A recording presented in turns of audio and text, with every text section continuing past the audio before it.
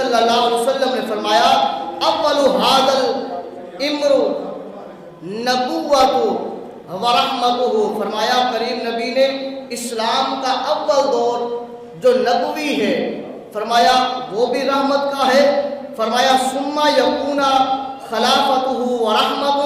اس کے بعد جو خلافت کا دور آیا ہے حضرت ابوبکر صدیق خلیفہ اول، حضرت عمر بن خطاب خلیفہ دوم، حضرت عثمان ذی النورین خلیفہ سوم، حضرت علی کرم اللہ وجہ الکریم خلیفہ چہارم، حضرت امام حسن پاک رضی اللہ تعالی عنہ خلیفہ پنجم، فرمایا یہ دور خلافت جو ہے اس پر بھی اللہ کے نبی نے فرمایا ہے اللہ کی رحمت ہے، اللہ کی رحمت ہے، اور فرمایا پھر ثم یکون ملکا و رحمہ، اور ملوکیت جو مسلمانوں کی یہ ملوکیت کا پہلا بادشاہ جو تھا وہ حضرت امیر معاویہ رضی اللہ تعالیٰ عنہ ہے، فرمایا ان کے دور جو دور حکومت تھا 19 سال کا یا 20 سال کا، اللہ کے محبوب نے اس سے پہلے فرما دیا تھا کہ اس پر بھی اللہ کی رحمت ہو،